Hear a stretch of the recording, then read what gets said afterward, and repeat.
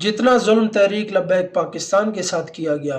پاکستان کی تاریخ میں اتنا بڑا ظلم کسی کے ساتھ نہیں ہوا۔ اور پاکستان کی تاریخ میں اسرائیلی پارلیمنٹ کا اجلاس بیکاؤ میڈیا، دجالی میڈیا پر براہ راست چلایا گیا، جس میڈیا پر سعد رضوی کو نہیں دکھایا جا سکتا، جس میڈیا پر اس کے سینکڑوں کارکنان شہید ہوتے، زخمی ہوتے نہیں دکھائے جا سکتے۔ پوری امت مسلمہ پر حملہ آور نیتن یاہو اور ٹرمپ امن پسند ہیں اور سعد رضوی دہشت گرد ہے۔ جب لاہور اور مریدکی کی سرزمین پر نہتے کارکنوں پر گولیاں چلائی جا رہی تھیں،